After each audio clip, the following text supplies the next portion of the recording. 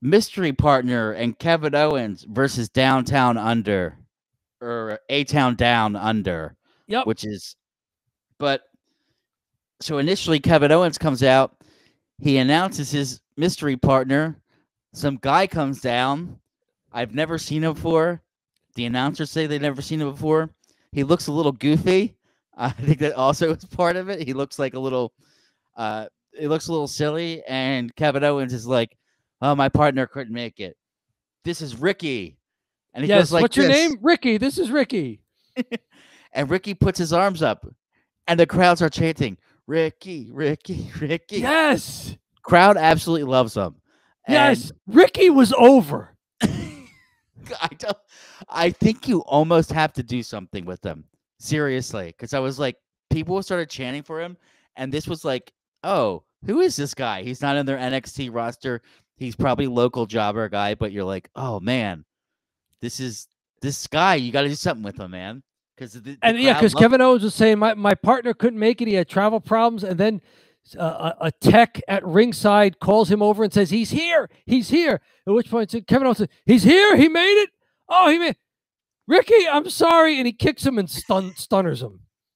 Yeah. Ricky goes flopping out of the ring through the middle and top rope to the floor. We never see Ricky again. Randy Orton comes out, and it's Kevin Owens and Randy Orton, KO and RKO, against Austin Theory and Grayson Waller. This match goes 10 minutes. Randy hits the RKO on Grayson Waller for the pinfall.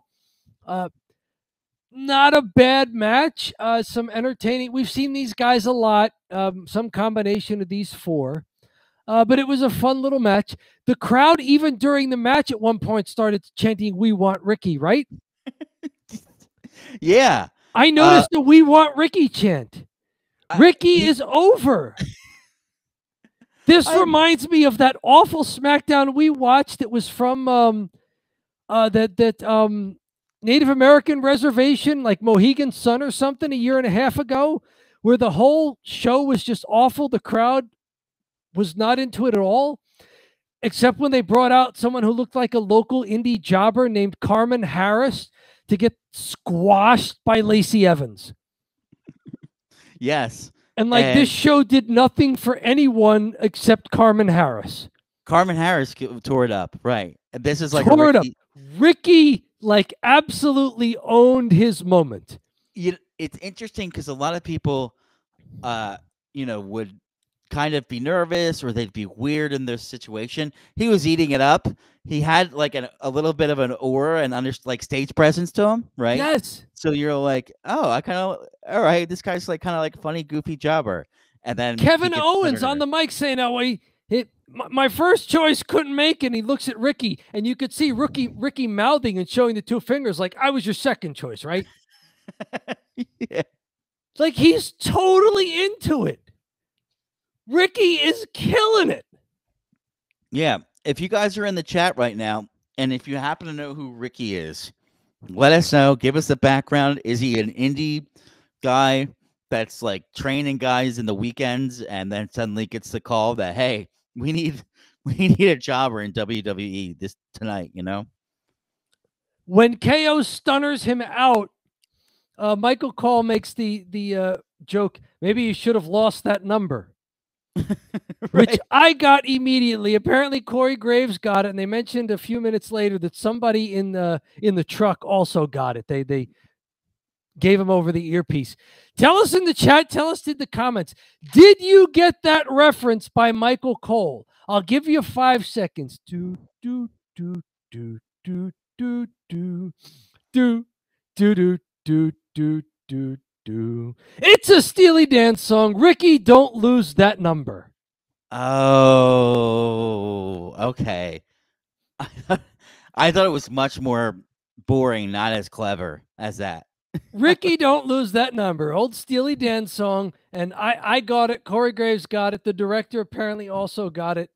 So good on you, Michael Cole, for a 70s prog rock lyric reference in your just to make the whole Ricky experience even better. Ricky is my MVP for the show. Honestly, that could have been the lead.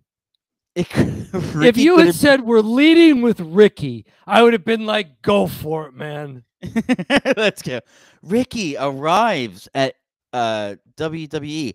It's funny because I saw like highlights of the show. People like somewhere I was reading some highlights. It might have just been Reddit, and like someone was like, Cody Rhodes, Solo Sikoa cage match. Ricky arrives, and then like all these other people. I was like, Ricky, like, did Ricky Stark show up in WWE? Like from AEW? No, it's this guy Ricky. It's a different Ricky. It's just a guy Ricky, who I think Kevin Owens called by the wrong name when he went to stunner him. He may have said like Ralphie or something. Oh yeah, he switched up. Sorry, sorry, Ralphie, and then Ralphie or Rusty or something. He goes, sorry to do this. And then at the end, when Randy and Kevin are mugging for the camera after winning, they both gave shout outs to Ricky. I didn't catch that. They were leading through the ropes. The roving camera operator was right up on them. You could hear them on the mic as well. And they're both saying like, Ricky, thanks for being here. And, you know, I'm telling you, Ricky was the star of the show. This goes at the very front of his reel. This might be one of the better jobber performances ever.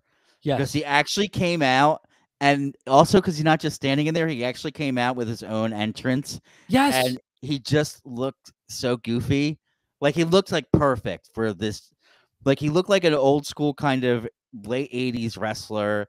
Yep. But like didn't quite fit into what it looked like now or what pro wrestling looks like now. And it was just something about it was like, oh yeah, I like this guy. And yeah, he nailed the performance for sure. Fantastic. And he took the stunner. Mm-hmm. He had to take one bump, and it was awesome. He got stunnered, bounced through the ropes all the way to the floor. And we didn't even see him crawl away. They did a good job of hiding him. We'll have to look him up later in the Italian Goodbye. Yeah, as he made an exit from the ring. But fantastic.